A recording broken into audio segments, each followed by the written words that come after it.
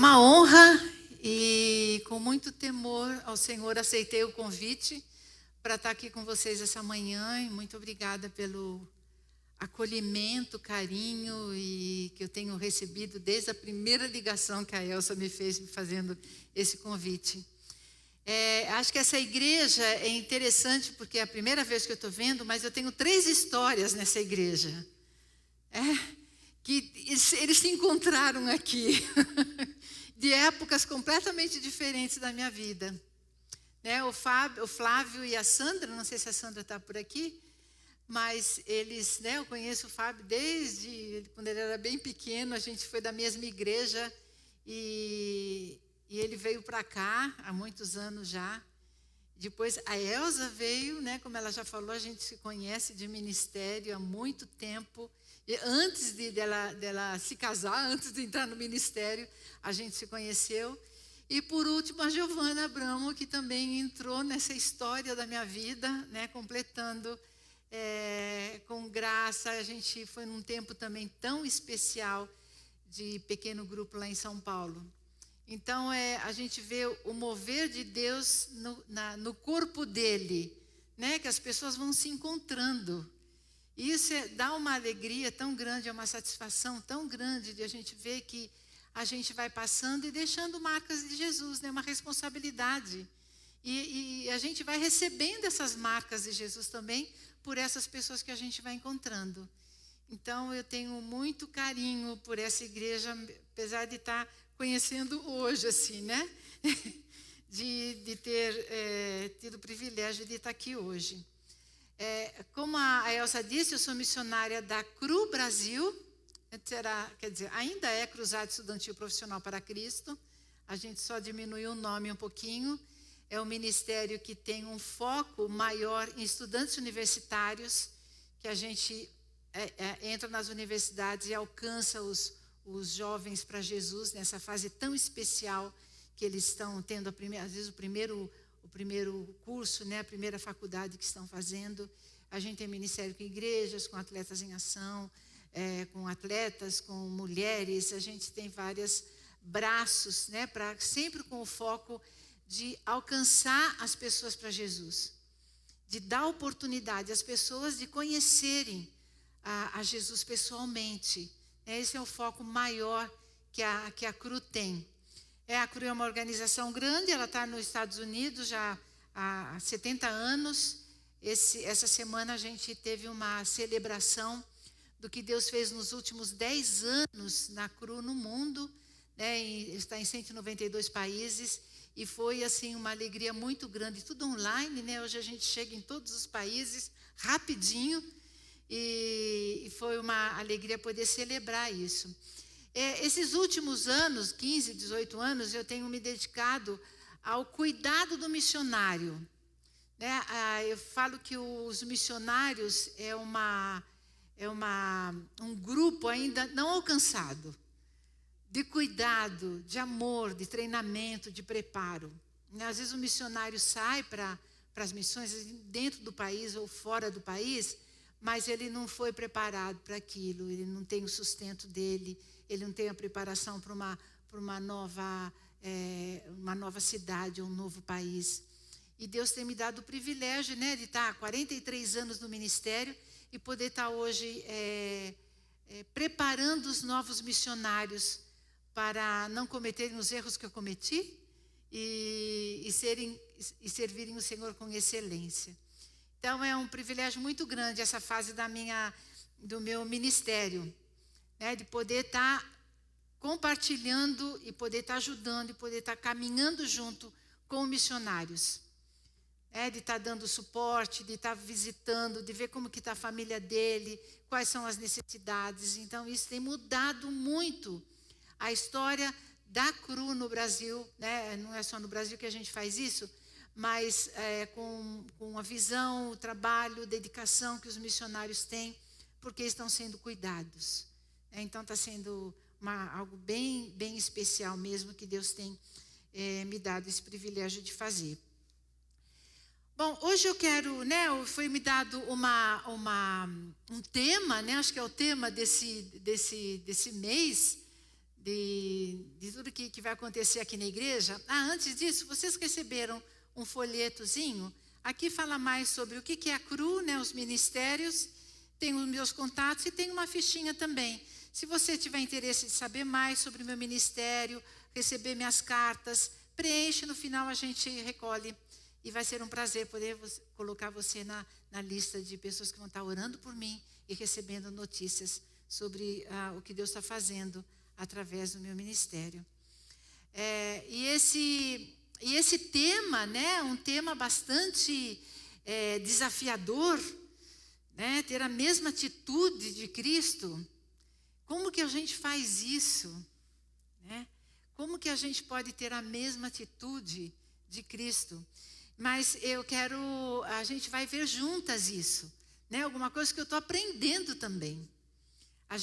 Algo que a gente aprende o tempo inteiro, como caminhar com Jesus, como viver de uma maneira santa e digna diante dele, diante de um mundo tão tenebroso, né? Cheio de desafios, cheio de convites, cheio de coisas que muitas vezes desviam a gente daquilo que realmente Deus tem planejado para a vida da gente. E uma das coisas que Deus tem me ensinado, né, que eu vou compartilhar com vocês, é o livre de mim. Eu não sei se em algum momento você teve alguma vontade de se livrar de você. Não estou falando de suicídio, tá? Não é suicídio.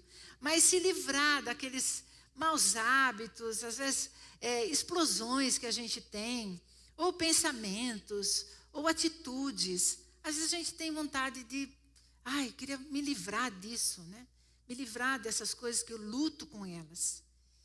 E não sei se isso passa só comigo, mas diariamente eu preciso me livrar de mim. Diariamente eu preciso submeter minha vida ao Senhor, para que Ele seja realmente o Senhor da minha vida. Eu não posso esquecer disso. Por isso que é algo diário, né? A momento a momento. E a gente vai refletir um pouquinho sobre os reflexos no espelho. Todas nós gostamos do espelho, não é verdade? Quem não gosta de um espelho, né? Não sei se vocês já pararam eu gosto muito de um cafezinho. Cada vez que eu vou no shopping sozinho ou acompanhado com alguém, a gente senta e toma aquele cafezinho gostoso, né? Mas algumas vezes que eu fui sozinha para fazer alguma coisa e fui tentada a sentar e tomar um cafezinho, eu fiquei observando o comportamento das pessoas. É interessante fazer isso. Não sei se vocês já fizeram. Comportamento, como elas se comportam, como andam, com quem elas estão. E aí você fica observando as pessoas e tem a oportunidade de orar também por elas, mesmo sem conhecê-las, né? E a gente vê, quando tem um espelho, a mulher passou, ela se olha, ela mexe no cabelo, aí ela se olha na roupa, né? É tão natural isso na gente, né? A gente faz isso naturalmente. A gente fica assim, agora tem um espelho, eu vou fazer isso. Não, você passou, você se olha. É difícil a gente fazer uma maquiagem sem ter um espelho. De ver se a roupa está combinando sem ter um espelho. Então, a gente precisa dos espelhos, né? A gente não vive sem eles. E o espelho é bom, é muito bom. Eu gosto muito de espelho. Eu tenho espelhos na minha casa, tenho um espelho grandão que eu posso me ver inteira. Então, isso é gostoso, é bom a gente se ver no espelho. Mas a gente vai fazer agora uma prática, né? A gente vai ter um espelho aqui. O que a gente vê no espelho, né? O que você vê no espelho quando você está na frente dele? O que a gente vê? A gente vê se o cabelo tá em ordem, né? Se a maquiagem não está borrada, se o batom ainda não está vencido. O meu acho que já deve estar vencido, faz tempo que eu passei. E a gente sempre dá uma olhada. Então, a gente fica olhando como que a gente está. Né? Como é que está a nossa aparência. Essa é a função do espelho. Aí, no espelho, você pode ter duas imagens, né? Ou aquela imagem que, às vezes, a gente se olha no espelho e fala, nossa, hoje eu estou bonita. Hoje eu estou bem.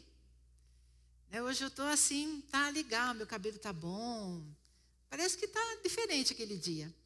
Mas tem também aquele dia que a gente se olha no espelho e fica, não quero ver essa imagem. Não gosto dessa imagem hoje. Meu cabelo está sem corte, meu cabelo não está pintado, meu rosto está cansado. E a gente, às vezes... Então, o espelho, ele mostra duas versões da gente. Ele mostra quando a gente está bem, feliz, alegre, bonita, arrumada, maquiada, tudo. Mas ele também mostra aquela imagem lá quando a gente levanta da cama, que está cansada. Ou quando a gente termina o dia, que foi um dia difícil. Ou que a gente não está bem por dentro, a gente se olha no espelho e vê tudo errado. Então, o espelho tem essa mágica, né? Essa magia de mostrar aquilo que a gente é por fora. Por fora, é estética. Então, hoje eu estou bem, amanhã eu não sei se eu vou estar, ontem estava mais ou menos. Então, o espelho ajuda, mostra esse lado estético nosso. Mas e lá dentro? Que espelho que olha a gente lá dentro? Então, eu vou fazer uma prática hoje. Seria legal se todo mundo tivesse um espelhinho, mas a gente não tem isso. Então, você vai levantar a tua mão, esquerda, direita, o que você preferir. Tá? Vamos lá, todo mundo levantando a mão, com a palma para frente, virada para você, tá? E você vai olhar agora para a palma da sua mão, fica olhando para ela, né? Como se tivesse um espelho aqui que estivesse vendo você por dentro. Passa um minutinho aí.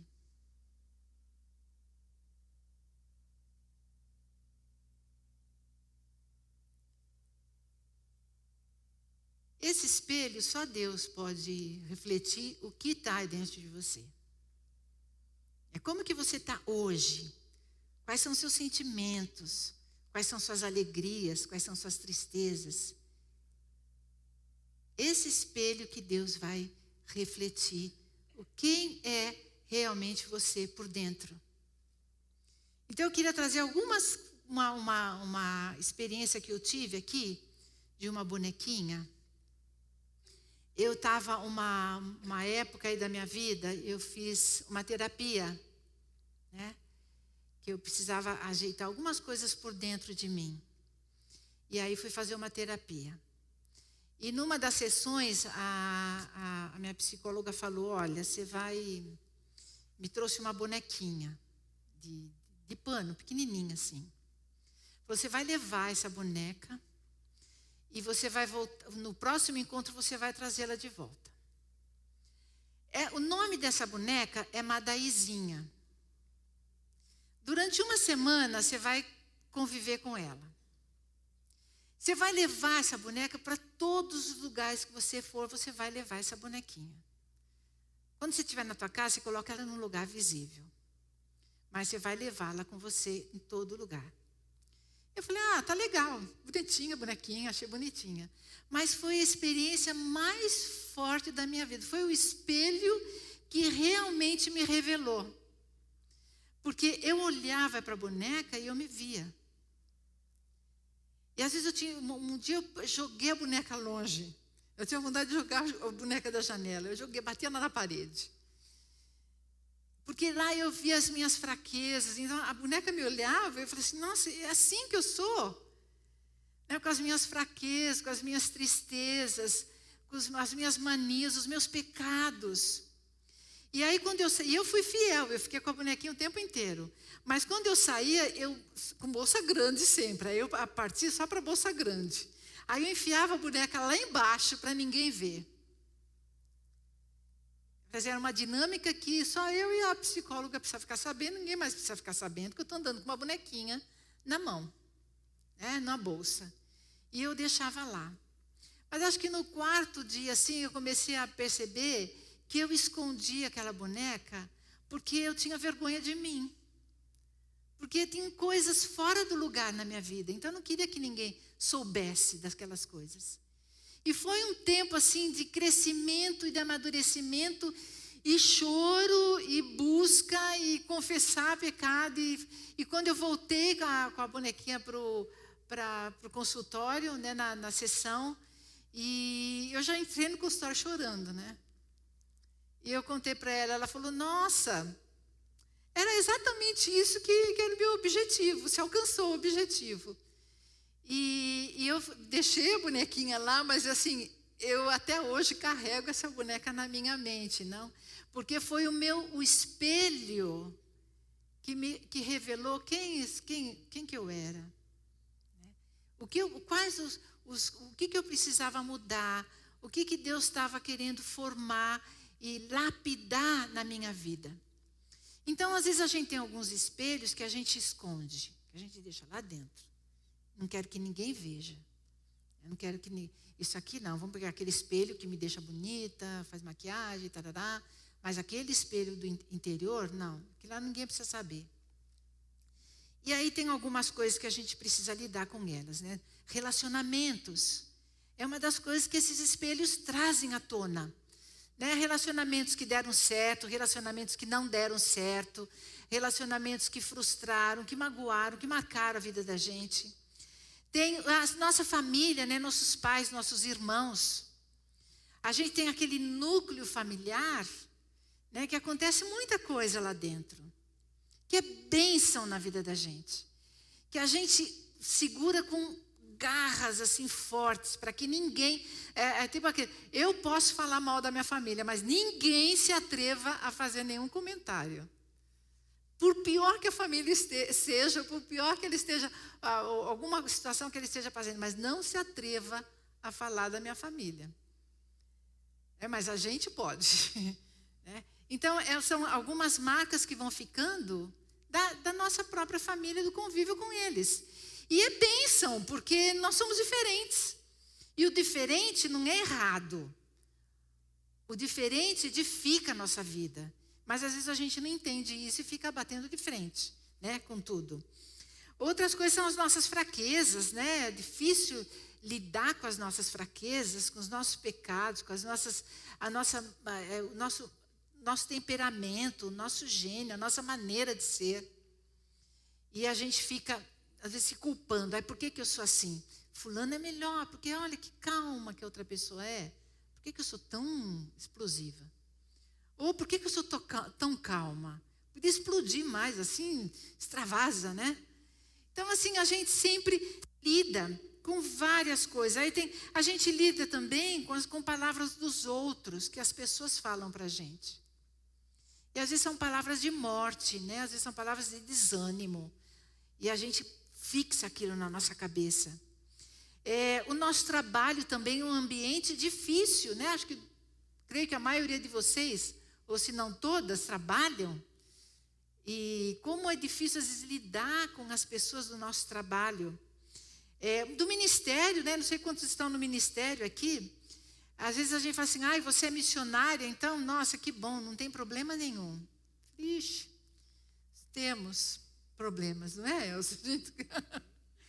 E a gente tem problemas, porque são pessoas diferentes que se juntam e o que acontece? Dá confusão, dá problema. E a gente precisa aprender a resolver esses problemas, que eles são bênção também na nossa vida, né? E perdas, a gente tem perdas na nossa vida. Perdas de pessoas, né? Que não nos despedimos bem das pessoas que se foram. Perda de dinheiro, perda de bens, perda de amigos que se foram e a gente não tem mais contato. A gente lida o tempo inteiro com perdas. Então, as coisas que a gente vai perdendo, as coisas que a gente vai deixando para trás, as coisas que a gente não conseguiu segurar. Como a gente quer segurar tudo. Quer segurar tudo. Há 9 anos atrás, eu perdi a minha irmã. Foi assim, era a pessoa mais... tenho outra irmã, tenho outros irmãos, mas era a pessoa mais próxima, porque morava mais perto, a gente se identificava mais, era solteira também, se casou só um pouco antes de falecer. E foi uma perda muito, muito, muito difícil. Né? A Elza conheceu bem, era amiga dela também. E foi algo que eu precisei lidar com isso de uma maneira muito dura, muito dura. Eu tirei um sabático, fiquei 4 meses fora do país, que eu falei, eu quero atravessar o luto. Eu não quero deixar o luto para trás. Eu não quero me distrair com outra coisa. Eu preciso lidar com o luto na minha vida. E às vezes a gente não lida com o luto na vida, né? E foi um tempo também de choro, de acerto com Deus, de aceitar a boa, perfeita e agradável vontade dele. Então, são uma miscelânea de coisas que vão envolvendo a vida da gente, né? A gente tem também alguns disfarces, né? E a gente olha para a pessoa e fala, ai, queria tanto ser como ela. Ou, por que meu cabelo é assim crespo e a outra tem o cabelo tão liso? Por que meu cabelo é tão liso e a outra tem um cabelo legal? E a gente está sempre insatisfeito com aquilo que a gente tem. Por que aquela plantinha dela fica melhor do que a minha? E a gente está sempre se comparando com outras pessoas. A gente está sempre como querendo viver a vida da outra pessoa. E esses disfarces, assim, um falso contentamento, o que é? Eu nem queria mesmo. Não queria. Um falso desdém, uma falsa modéstia, né? Eu não me dou a esses luxos. Às vezes está louca para comprar um sapato. Quem que não gosta de comprar sapato, né? Que mulher que não gosta de comprar sapato? Fala assim, mas tudo bem, eu não me dou esse luxo. Mas lá no coração, ai, queria tanto aquilo. Uma outra coisa que a gente tem um falso desdém, né? Não é tão legal assim. Tudo bem, não é tão legal assim. Outra é uma falsa empatia. Que legal. Você fica assim, a pessoa conta um negócio assim, a pessoa está super animada e vem a outra. Legal. Aí você diz assim, poxa, como assim, legal? Negócio tão jóia, tão bom que aconteceu e fica aquela coisa assim, tão... uma falsa piedade também. Mas oferta que é bom, não dá, né? Assim, a pessoa julga. Eu sim dou oferta. Eu sim sou generosa. Mas aquela fala tanto dela, mas o que é bom mesmo não acontece. Então, o reflexo no espelho faz com que tudo seja sobre nós, mesmo quando não é. Então, a gente começa a olhar esse espelho, né, interno, a gente começa a olhar a nossa vida interna através desse espelho e fica assim, tudo por minha causa, é tudo sobre mim. A gente tem uma capacidade como mulher de muito forte de ficar olhando só o nosso umbigo, né? Não olha mais nada, ou quando olha é para comparar ou é para ficar com inveja. Mas não é tudo sobre nós. Na comparação, nós criamos também uma autoidolatria. É assim, bom, já que eu não posso ter todas as coisas, eu vou me exaltar no que eu tenho. Então, é aquele tipo de pessoas, né, que já passei por isso, e todos nós passamos por isso, que a gente só fala da gente. Porque eu fiz isso, porque eu fui aonde, eu viajei para não sei onde, eu conheço. E só fala da gente, só fala da gente, só fala da gente, só fala da gente. E compara, não, porque vem alguém falar do casamento que está bem, meu casamento está excelente. Vem alguém falar dos filhos, meus filhos são super crentes. E que bênção, aleluia, que está tudo bem. Mas a gente às vezes não para ouvir a dor do outro. Então essa autoidolatria impede a gente de ouvir a dor do outro. E às vezes as pessoas chegam para a gente, elas nem querem conselho, elas querem falar. Elas só querem falar.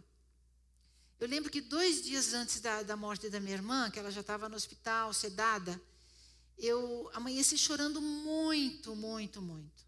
Entrei no carro chorando muito. E aí meu cunhado estava no banco de trás e ele falou, Mada, mas Deus tem o controle de tudo. É a vontade de Deus. Ela foi fiel. Ela vai se encontrar com o Senhor. E eu falei para ele, para de falar. Eu quero só chorar. Só quero chorar. E que bom que eu estava chorando. E ele ficou me olhando assim, e depois no final daquela tarde ele falou, desculpa por ter interrompido o teu pranto. Mas tem momentos que a gente só quer falar, a gente só quer chorar. Tanto contar das nossas alegrias, como das nossas tristezas também. Então, a autoidolatria, ela às vezes impede a gente de ter essa antena ligada, assim. Eu estou vendo o que está acontecendo. Como é que eu estou lidando com isso? Mas tem a melhor notícia do mundo, né? Tem uma notícia muito boa nisso tudo, que não é sobre nós, né? Não é sobre você. É tudo sobre Deus. É tudo sobre Deus, do início ao fim. Essa é uma das melhores notícias que a gente pode ter na nossa vida. Naqueles momentos que a gente está super feliz, é tudo sobre Deus. Naqueles momentos que a gente não está feliz, é tudo sobre Deus. Porque a partir do momento que a gente convida Jesus para ser o nosso Senhor e Salvador, Ele participa de tudo. Ele está junto em tudo. Então, a nossa vida já não é mais assim, eu vou tomar minhas decisões, eu vou fazer isso. Não, o que Deus tem para mim nisso? Como que eu vou lidar e organizar isso? Se eu pudesse parar de tentar agradar as pessoas. Se eu pudesse parar de me comparar com pessoas. Se eu pudesse parar de me concentrar em mim mesma. A vida seria tão mais fácil. É porque a gente sai livre. E vive a vida com alegria. Salmo 139, 23 e 24, eu tenho esse versículo num post-it assim grandinho, na minha geladeira. Eu não sei se vocês têm essa mania, mas eu tenho, na minha geladeira eu tenho sempre algum versículo, e às vezes eu tiro todos e coloco os novos, mas versículos que eu não posso esquecer. E esse versículo fala o seguinte: examina-me, ó Deus, conhece meu coração, prova-me e vê meus pensamentos.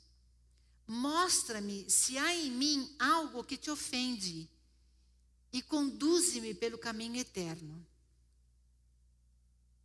Eu queria que você lesse no teu coração de novo esse versículo. Está aí na tela. Acho que deu alguma coisa. Agora voltou.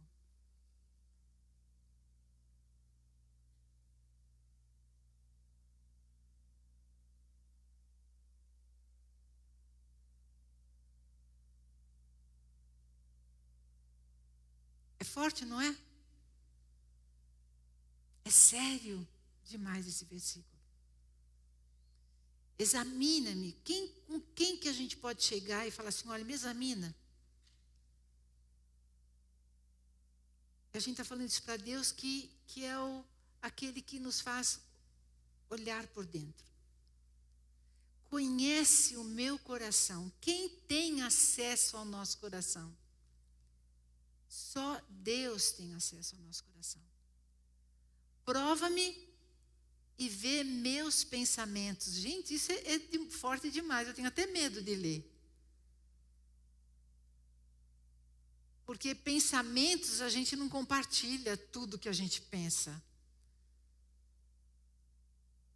E aí Deus está lá vendo os teus pensamentos. E é uma oração isso. Se você ora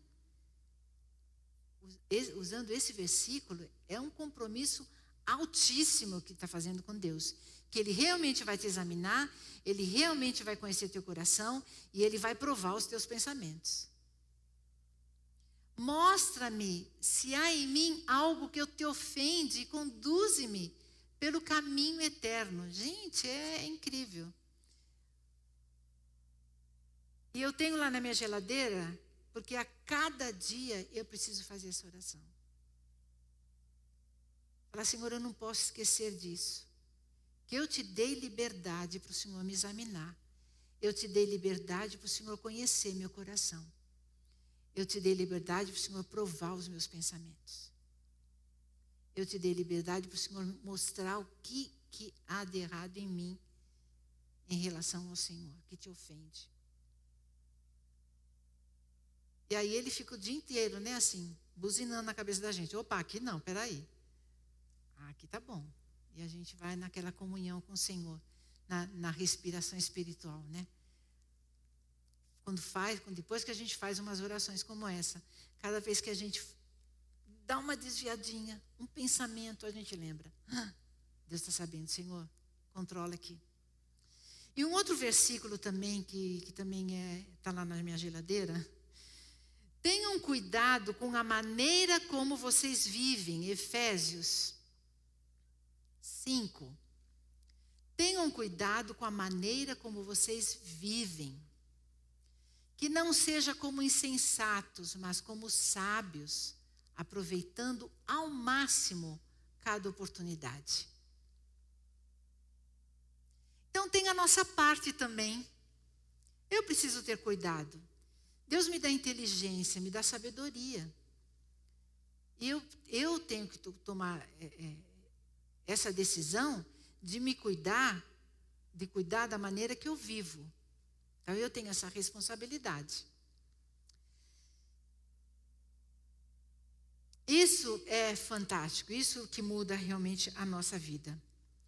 Tenha a mesma atitude demonstrada por Cristo Jesus, né? No próximo slide a gente vê, tenha a mesma atitude demonstrada por Cristo Jesus. Esse versículo é uma versão da NVT, Nova Versão Transformadora. Não sei se vocês conhecem. Eu gosto muito de estar pegando outras versões para entender direitinho mesmo o que Deus está me falando. E eu gostei muito dessa versão porque fala, tenha a mesma atitude demonstrada por Cristo Jesus. O que é demonstrar? É mostrar ensinando. Assim eu não vou só mostrar, olha isso aqui que legal. Ele demonstrou, ele ensinou. Porque ter a mesma atitude, olha, eu não consegui até hoje, estou nos meus 66 anos. Não sei se eu vou conseguir ainda até no final da minha vida.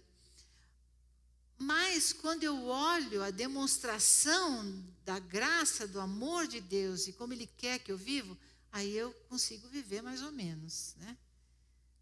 Porque cada dia a gente está aprendendo a um pouco mais. Então, Jesus, ele não só mostrou, mas ele ensinou, ele demonstrou. Ele veio com um propósito perfeito. Não deixou nada, nenhum detalhe esquecido. Não deixou nada passado em branco. Ele veio e realmente cumpriu qual que era o propósito de Deus na vida dele aqui na terra e para a nossa vida. E agora a gente pode entrar em Filipenses capítulo 2. Eu não sei se vocês já leram o livro de Filipenses, mas se ainda não leu, leia. Se já leu, releia. Porque é um livro muito lindo. E é um livro que Paulo, ele está preso. Então, uma pessoa presa, o que é quem está preso? Está amargurado, está lutando com a vida, está fazendo de tudo, né, para provar a inocência. Mas ele estava lá preso. E esse livro ele escreveu quando estava preso. E esse livro é conhecido como o livro da alegria. Então, assim, como uma pessoa presa pode escrever um livro sobre alegria? E ele escreveu. E é esse livro. Então, tem vários conselhos aqui que ele dá. E a gente pode até abrir a nossa Bíblia, a gente pode ficar caminhando nesse capítulo. Né? A gente não vai ter tempo de ler todo ele. Mas uma das coisas bem fortes que ele fala, amem-se e trabalhem juntos com a mesma forma de pensar e um só propósito. Todos nós trabalhamos com pessoas aqui, né? Ultimamente a gente tem trabalhado com a máquina, né? Com o computador. Eu moro sozinha, então ultimamente eu tenho trabalhado com meu companheiro diário presencial é o computador. Mas quando fala, trabalhem juntos com a mesma forma de pensar e um só propósito, parece impossível isso. Porque nós somos pessoas diferentes. E pensamos e agimos de maneira diferente. Mas eu não vejo que Paulo está falando aqui, olha, vocês todos têm que ser iguais. Porque, gente, se todo mundo for igual a mim, vai ser terrível isso. E a beleza da humanidade é a diferença entre nós. Essa diferença pode alinhar com o mesmo pensar e o mesmo propósito que há em Jesus Cristo. Então, ele nos dá essa capacidade de pensar e viver com o mesmo propósito, de trabalhar com diferentes pessoas, estar com diferentes pessoas, sem anular quem somos, sem desumanizar a gente, né? Nós não somos computadores, máquinas. Então, isso que é a coisa mais linda na criação do ser humano, na criação de Deus. Nós somos pessoas e Ele nos capacita a trabalhar juntos e com a mesma, trabalhando juntos com o mesmo sentimento dEle. Isso é muito forte, muito fantástico. Outra coisa, não sejam egoístas. Aí fica assim, precisava falar, né? A gente já sabe que Jesus não é egoísta, mas é algo tão entranhado em nós. É que nosso lado pecaminoso, né? A nossa natureza pecaminosa. Nós somos egoístas, por natureza. E pela nossa natureza, a gente só vai querer as coisas para a gente mesmo. A gente não vai querer dividir com ninguém nada. E aí ele nos exorta, um conselho que ele dá. Não sejam egoístas. Não olhe só para o seu umbigo. Olhe para fora de você. E veja quantas pessoas, quantas oportunidades, quantas coisas que a gente pode fazer juntos com o mesmo sentimento que é em Cristo Jesus. Não tentem impressionar ninguém. É muito incrível. Paulo era demais, né? Eu gosto dessa carta porque ela traz o nosso dia a dia. Porque é isso que a gente trabalha com pessoas. A gente é egoísta, né? A gente está sempre tentando impressionar alguém. Então, há um conselho dele. Sejam humildes. Então, o que você tem foi o Senhor que te deu. Não foi por merecimento. Se Deus desse alguma coisa para a gente por merecimento, esse mundo já teria acabado. Porque quem merece a morte e o derramamento de sangue de Jesus Cristo? Quem merece o perdão dos pecados através desse sacrifício tão forte, tão perfeito, que Ele nos deu para ter acesso à presença dEle? Então, tudo que nós temos, tudo que nós somos, tudo que nós fazemos, não é por merecimento. É pela graça e a misericórdia de Deus. Considerem os outros mais importantes que você. Está bem ligado aí no Sejam Humildes. E se você ler esse texto, é tudo assim, está tudo aqui. Tirei daqui essas frases. Exatamente como está aqui. Considerem os outros mais importantes que você. Então é aquilo, olha para fora. Não fica só se olhando. Ai, coitada de mim. Ai, eu preciso disso. Ai, porque eu tenho... Não, olha para fora. Não procurem os próprios interesses. Assim, para mim, comigo está tudo bem, então sinto muito. E nessa pandemia, eu acho que eu louvo a Deus cada dia por essa pandemia. Com tristeza pelas mortes, tanta gente morrendo, tanta gente doente. E a gente está vivendo um momento da pandemia que ela está chegando próximo da gente, né? Antes, assim, eram as pessoas de lá longe, que a gente não conhecia, que estavam doentes, que estavam morrendo. Mas agora ela está chegando mais perto. Por mais que a gente se cuide, ela está chegando mais perto. 3 meses atrás, a minha tia faleceu de Covid. Foi muito, muito triste perdê-la. E está chegando. Está chegando. Né? E o que a gente tem feito pelas outras pessoas? Um dia eu estava no supermercado. Aí estava lá com a minha listinha, né? Pequena, porque está tudo muito caro, não está? Não sei se é aqui em Bragança, porque lá em Jundiaí está um horror o supermercado. O essencial eles aproveitaram, né? O essencial é que a gente não pode ficar sem comer, então vamos aumentar. Mas eu estava lá com a minha listinha restrita, né? Só comprando exatamente o necessário. E Deus trouxe um casal na minha mente, da minha igreja. E aí eu orei por eles. Ai, Senhor, abençoa a vida deles. Eu sabia que eles estavam passando algumas necessidades. Já antes da pandemia, já estavam com necessidades. E aí continuei, né, buscando as minhas coisas. E aí o Senhor falou assim, compra tudo em dobro dessa listinha que você tem.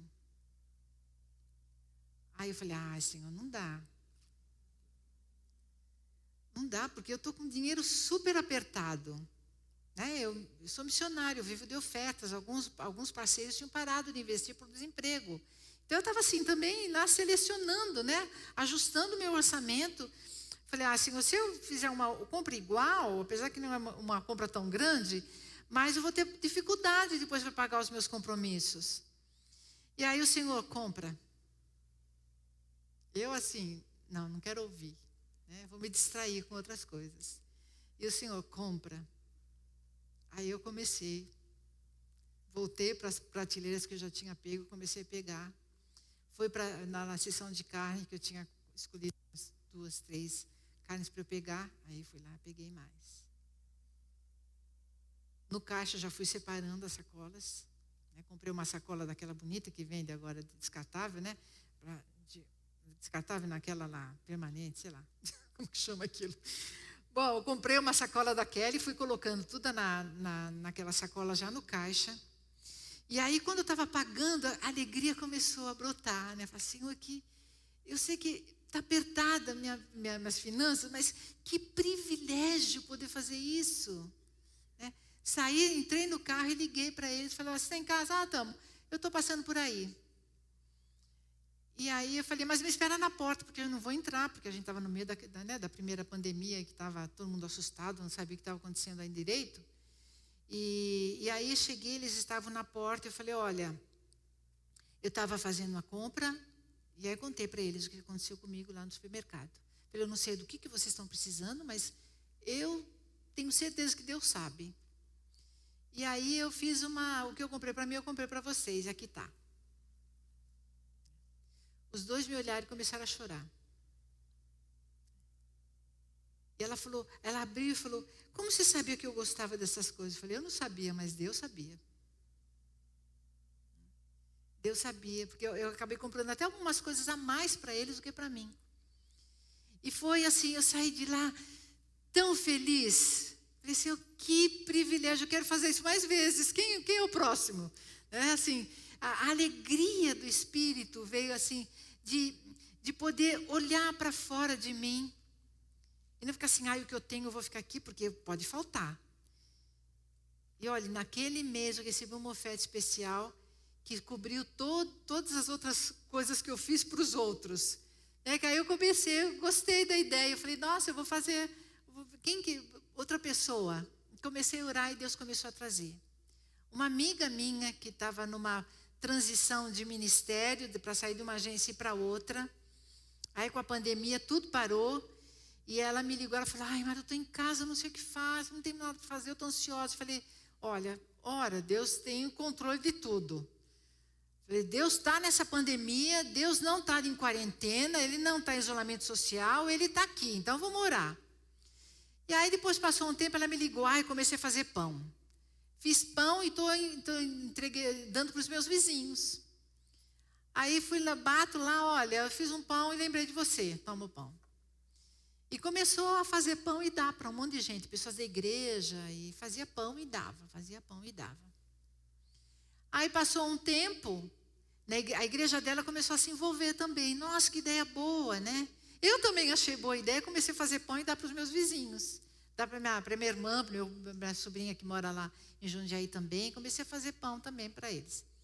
Mas para o objetivo dessa minha amiga, Deus tinha outra coisa maior, né?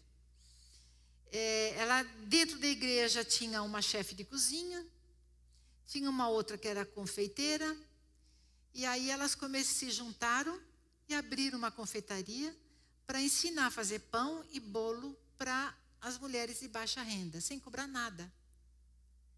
Elas levantam o sustento que precisa para comprar os ingredientes, trazem essas mulheres, ensinam a fazer essas coisas todas, e de docinho, de um monte de coisa, porque tem mais confeiteiro nesse grupo aí, e evangelizam essas mulheres.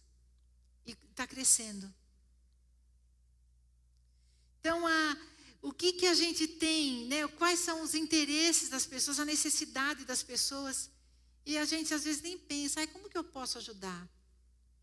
Você sabe fazer alguma coisa? Faz e leva lá. Não um pão, um doce, ou sei lá, qualquer coisa. O que está nas tuas mãos para fazer. Preocupe-se pelos interesses dos outros, né? E tenham a mesma atitude demonstrada por Cristo Jesus. Isso é ter a mesma atitude demonstrada quando a gente percebe os outros ao nosso redor. Eu oro para que eu perceba mais as pessoas ao meu redor. É para que eu seja bênção na vida das pessoas, porque a Bíblia fala que é melhor dar do que receber. Então, quando a gente se dispõe a dar, a gente recebe muito mais alegria e bênção do que quem está recebendo. Porque é promessa do Senhor isso. Então, nós mulheres temos muitas habilidades, dons e talentos, né, com artesanato. Hoje eu vi o que a Elza está fazendo. Que coisa incrível, assim, a delicadeza, né, dessa cadernetinha. E que coisa linda, assim, a amabilidade que Deus... Eu acho que eu não conseguiria, né, fazer isso. Mas nessa pandemia também eu aprendi a fazer um negócio legal, macramê. Um dia eu falei, eu fico de 6 a 8 horas na frente do computador, com esse cuidado do missionário, a gente fica dando assessoria, dando treinamento, reuniões, o tempo inteiro. Aí eu falei, nossa, eu não aguento mais ficar na frente do computador, eu preciso arrumar uma outra coisa diferente. Né? E aí, um dia no YouTube, que eu tinha acabado de assistir uma mensagem, eu vi lá uma mulher que faz macramê, eu entrei, era tutorial, eu falei, nunca tinha feito isso na vida. Tem uns barbantes lá em casa, comecei a fazer, falei, que coisa legal, né? Estou aprendendo, fiz umas pecinhas pequenas, mas eu quero, uma hora que a gente relaxa, assim, uma hora que eu relaxo, né, saio daquilo que eu estava fazendo, que estava me estressando mentalmente, mas estou lá, né, enquanto eu estou fazendo, fico orando, fico conversando com as pessoas, e quero começar, a hora que eu fizer direitinho, eu quero começar a fazer para dar de presente. Alegrar uma pessoa, porque é tão gostoso receber um presentinho. Então, a gente tem várias habilidades que a gente pode fazer e que pode fazer diferença na vida das pessoas. Eu queria que a gente abrisse agora a Bíblia, ou liguem a Bíblia, né? O meu pastor falou, vocês podem ligar a Bíblia, porque está todo mundo no aparelho hoje, né? Ou abram suas Bíblias, mas em Filipenses 2, ainda no nosso capítulo, que a gente está conversando sobre ele, do capítulo 6 ao 11, eu me emocionei de novo quando eu estava lendo esse capítulo, esse livro de novo, né, pensando o que ia trazer aqui. E esse é um trecho que me emociona muito, porque Paulo vem falando, né, tem a atitude de Cristo. Aí, a partir do versículo 6, ele começa a falar quem Jesus é. Ele apresenta Jesus. Então, ele fala lá, vamos ler, acompanhe aí. A minha é NVT, pode ser que tenha uma diferença aí. Embora sendo Deus, não considerou ser igual a Deus, fosse algo que devesse se apegar. Em vez disso, esvaziou-se a si mesmo, assumiu a posição de escravo e nasceu como ser humano. Quando veio em forma humana, humilhou-se e foi obediente até a morte, e morte de cruz. Por isso, Deus o elevou ao lugar da mais alta honra e lhe deu o nome que está acima de todos os nomes, para que ao nome de Jesus todo joelho se dobre nos céus, na terra e debaixo da terra, e toda língua declare que Jesus Cristo é Senhor, para a glória de Deus o Pai. Ele está fazendo um chamado, até o versículo 5, para aqueles pontos que a gente já viu juntos. Né, senhora? Sejam altruístas, olhem para os outros, sejam humildes. E assim, e por quê? E tem a mesma atitude demonstrada por Jesus no verso 5. Aí, para validar tudo isso que eu falei para vocês fazerem, eu vou apresentar quem é esse Jesus. E aí ele começa a falar sobre Jesus. E aí a gente percebe o relacionamento íntimo que Paulo tinha sobre Jesus. Porque era um amigo dele. Então, quando ele começa lá, olha, Jesus, assim, embora que ele fosse Deus, mas ele não considerou ser igual a Deus. Enquanto ele estava aqui, ele não considerou isso. Né? E, em vez disso, ele se esvaziou. Eu não quero ser Deus aqui agora, eu vou ser Jesus. Ele se esvaziou, assumiu a posição de escravo e nasceu como ser humano. Deus poderia ter feito qualquer coisa para trazer a salvação para nós, mas ele preferiu que Jesus viesse. Jesus escolheu, Jesus aceitou vir para assumir a posição de humano, para poder se identificar com a gente. Porque se tivesse vindo um espírito, a gente fala assim, você é espírito, eu sou humano. Não dá. Você não vai me entender nunca. Mas veio como ser humano. Falei assim, olha, eu senti as suas dores. Senti fome, senti sede, senti frio. Senti dor lá na cruz. Derramei sangue. E ele foi apresentando esse Jesus. Quando veio em forma humana, humilhou-se, foi obediente até a morte de cruz. Então o Paulo está falando, olha, eu estou convidando vocês a seguirem, a imitarem, a terem uma atitude igual de uma pessoa que tem toda a credibilidade para você seguir, se entregar e falar, estou aqui, me dá seu colo. E como a gente vê lá no Salmo, olha, vasculha a minha vida. Tenha liberdade para fazer isso. Porque não foi um homem qualquer. Não foi um homem qualquer. Eu tive, alguns anos atrás, a oportunidade de participar de uma conferência na Ásia, lá na Tailândia. E aí a gente chegou lá uns 2 dias antes, participamos, era uma conferência de mulheres, tinha 450 mulheres do mundo inteiro, era uma conferência global. E 70% eram da Ásia, né?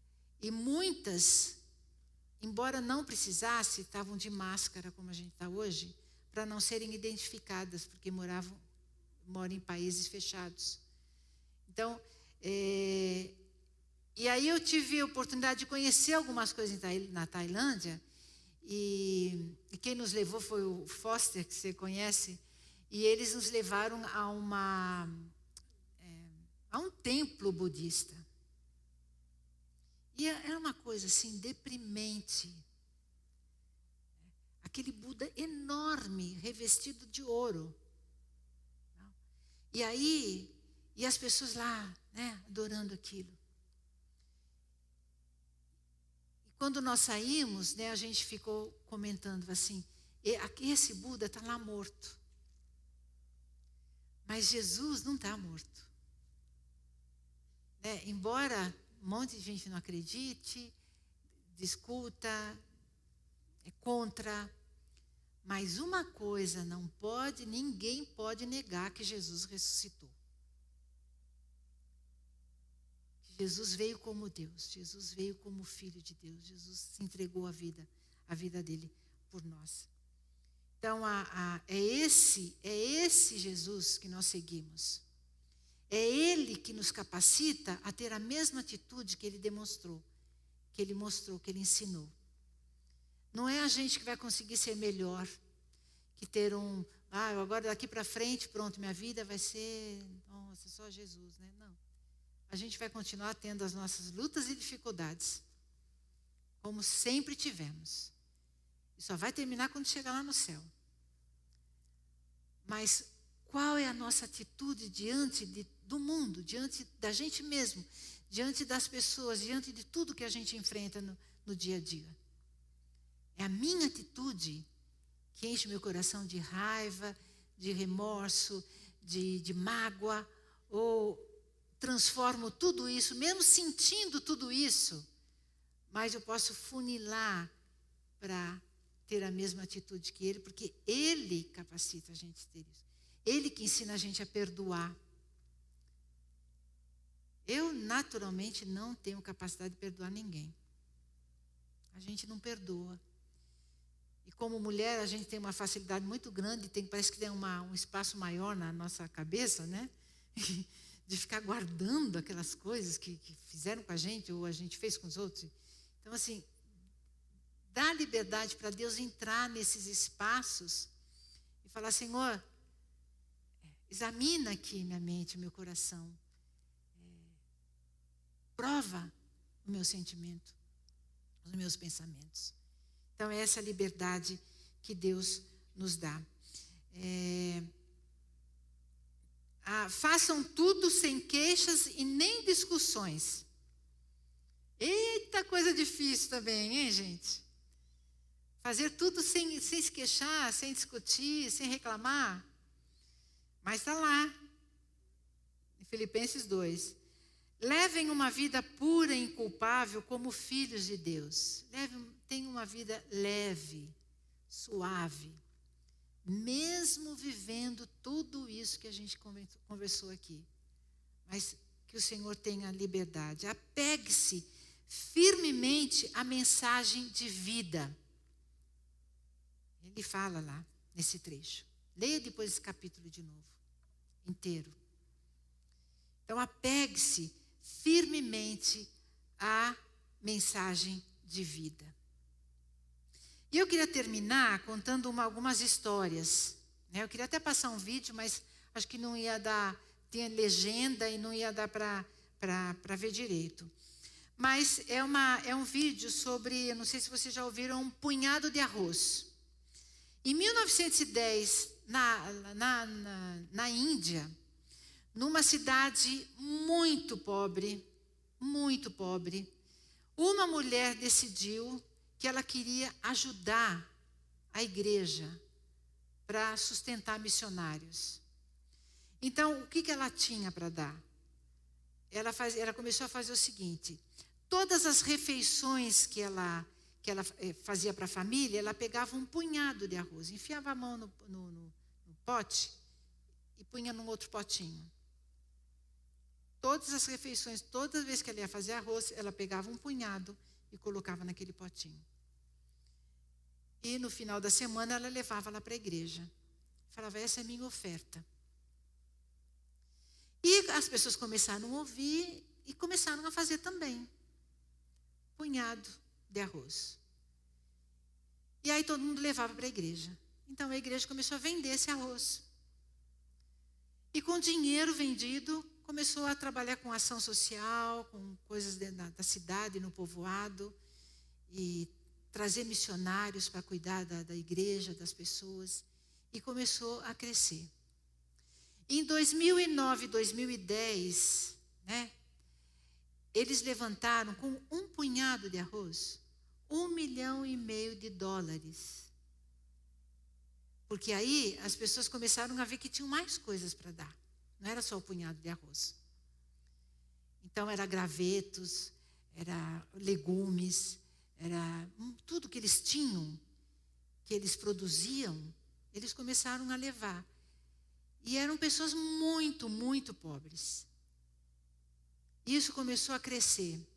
E nesse vídeo, até eu vou mandar para você, depois se quiser mandar para todo mundo, Nesse vídeo, quem dá um testemunho é uma senhora, já que ela fala assim, eu aprendi isso com a minha mãe e eu faço até hoje. Então, às vezes a gente fala, eu não tenho nada para dar, né? Não tenho o que oferecer. Né? E o nosso punhado de arroz brasileiro é aquela história que eu contei lá. Claro, deve ter outras histórias de punhado de arroz pelo Brasil, mas a minha amiga, o que eu tenho? Vamos fazer pão, então vamos fazer pão. É o que eu sei fazer, é o que eu posso fazer. Então, assim, o que você tem nas tuas mãos? Oferece isso para Deus. Você pode ter tempos, talentos. Por exemplo, eu tive uma amiga que foi minha mantenedora, parceira no ministério por muitos anos. Até ela falecer há 4 anos atrás. Ela trabalhava com tradução e correção, então ela traduzia todos os materiais que chegavam para mim, corrigia todas as minhas apostilas. Era um trabalho assim que eu falava para ela, se eu tivesse que pagar isso aqui, é muito caro. Então, às vezes a gente tem habilidades da nossa própria profissão, a gente tem habilidades de fazer coisas, como eu já falei. Então, assim, o que você tem nas tuas mãos para oferecer para o Senhor? De repente, sua vizinha está precisando de você sentar e ouvir. Uma vizinha minha, eu tenho nós somos em 3, assim, no lado do prédio, né?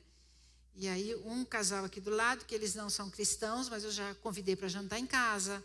E aí ela falou, nossa, é tão estranho isso, né? Porque morar em apartamento, eu moro minha vida inteira. Ela falou, a gente não faz isso, né? Eu falei, não, mas é oportunidade. Eu falei, vocês são a família mais próxima que eu tenho. Se eu precisar de alguma coisa, é para vocês que eu vou pedir, né? E eu chamei para jantar em casa. Aí na conversa, o que você faz? Sou missionária. O que é isso?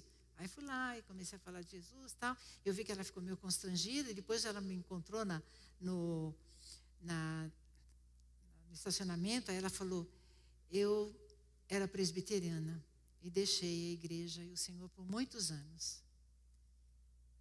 E eu tenho trabalhado com ela devagar. Levei um pão, levei um bolo que eu fiz, e aí a gente vai fazendo. A outra vizinha era da Assembleia de Deus. Fui na igreja com ela. Aí um dia ela falou, posso ir aí? Pode, vem. Ela sentou e chorou, e falou um problema sério que a filha está passando, e falou. Eu ouvi, e no final orei por ela. Porque a gente às vezes não sabe nem o que dizer para a pessoa. A pessoa quer falar. Então, assim, tem pessoas perto da gente que a gente pode fazer a diferença de Jesus na vida delas. Então, não percam essa oportunidade. Uma dos exemplos mais fortes que eu já tive na vida sobre generosidade, sobre disponibilidade para ajudar as pessoas, foi falar de novo da minha irmã, Esther. Ela tinha o dom de generosidade. E quem tem dom de generosidade, quem tem isso naturalmente, né? Porque às vezes generosidade a gente aprende também, né? Mas tem algumas pessoas que fazem isso mais naturalmente. A gente não sabia das coisas que ela fazia. Ela sempre ajudou muito a família, muito, muito. Morava em Niterói, um dia ela me ligou, olha, eu fui aposentada, fui lá ver o meu, como é que chama? É aquilo que tem no banco, esqueci o nome agora, que vai depositando. Fundo de garantia. E tinha um dinheiro lá que eu não esperava. Então, procura um apartamento aí que eu vou te comprar. Eu falei, mas Theo, você quer trocar teu carro? Aproveita. Não, estava lá no banco e Deus falou para mim, liga para a Amada e fala para ela procurar um apartamento. Ela me pagou, deu a entrada e me ajudava a pagar as prestações. Voltei para São Paulo, vendi lá, voltei para São Paulo. E aí ela comprou outro apartamento. Não, vamos pegar esse dinheiro, e foi e comprou. E ela fazia muitas coisas com a família o tempo inteiro, assim, coisas grandes, pequenas. E uma vez ela ligou para minha irmã, falou, você acaba de ser sorteada e ganhou uma máquina de lavar louça. E aí, meu irmão, como assim? Vai chegar aí daqui a pouco. Prepara a cozinha aí. Então ela fazia esse tipo de coisa. Então a gente sabia que ela fazia muita coisa para a família, né? Ela sempre foi muito generosa. Mas quando ela estava na última semana dela, que ela já não estava recebendo mais visitas, e a gente estava com ela no hospital, nós começamos a receber algumas pessoas que queriam falar só falar o que ela fez na vida deles. Então chegou um gerente de banco, aqueles bancos assim, super potentes lá em São Paulo, aquele banco fechado, que é só de aplicação, coisa. E ele chegou lá, né, eu o conhecia, que uma vez eu tinha ido ao banco com ela, e até me surpreendi, eu falei, nossa, o que esse homem está fazendo aqui, né? Chega todo bonitão, de arrumado, de terno e tal, não sei o quê. Aí ele falou no hospital, eu sei que ela não está podendo receber mais visitas, mas eu não vim para visitá-la, eu vim para que você saiba que eu devo toda a minha gerência do banco para ela. Ela me abriu tantas portas, que se não fosse por ela, eu acho que o banco já tinha me demitido. Mas ela começou a trazer clientes, trazer. Assim, eu via na Esther um brilho e uma generosidade que não acontece naturalmente na vida das pessoas. Aí veio uma outra moça e falou, olha, minha filha estava com um problema no coração e o convênio não queria cobrir, e ela pagou a cirurgia. Aí veio o assistente dela e falou, eu não tinha como pagar a faculdade, ela pagou 5 anos de faculdade. E começou a chegar gente, assim, chegou um senhor lá e falou, olha, eu sou corretor de assistência médica. E a Esther me ajudou tanto, porque ela abriu tantas portas em outras empresas. E aí, assim, a gente ficava só olhando e chorando. Falei assim, gente, nós não sabíamos nada disso. Né? E tantas outras coisas que foram pipocando e as pessoas falando. E aí a gente vê assim, as marcas de Jesus que a gente deixa na vida das pessoas. Que é uma responsabilidade muito grande. Você pode deixar uma marca ruim. Lembra uma pessoa birrenta, briguenta, que não ajudava ninguém. Você pode deixar umas marcas assim, olha, eu vi Jesus nela. O dono da empresa, ele veio 2 dias antes dela falecer. Ela trabalhou naquela empresa há mais de 40 anos, começou a empresa com ele. E ele falou, olha, eu não sei o que vai ser da minha empresa sem ela. Eu falei, não se preocupe, porque ela deixou muitos rastros. E a empresa vai continuar sendo a empresa com muitas qualidades dela. Então, é isso que o Senhor quer da nossa vida. Que rastro que a gente está deixando de Jesus na vida das pessoas. Que compromisso que a gente está assumindo com Deus para ser bênção na vida das pessoas. Então, eu queria que a gente cantasse de novo aquela música, pode ser? Essa última música, que eu acho que tem tudo a ver com o que a gente falou aqui. Aceita a nossa oração através do que cantamos agora. Foi um compromisso. Às vezes a gente canta e não presta atenção no que está cantando. Mas agora nós cantamos orando ao Senhor. Então aceita as nossas vidas, Pai. Aceita o nosso coração. Prova os nossos pensamentos. Vê se é em nós, Senhor, alguma coisa que não te agrada. E leva-nos a viver, Pai, com todas as nossas falhas, dificuldades, problemas, pecados, mas a levar tudo isso ao trono do Senhor. Para que Jesus seja realmente o Senhor da nossa vida. De todas as nossas lutas, das nossas alegrias, as nossas vitórias e fracassos. Mas que Ele seja tudo. Tudo que há em nós entregamos ao Senhor. Obrigada por essa manhã. Em nome de Jesus que nós oramos. Amém. Amém.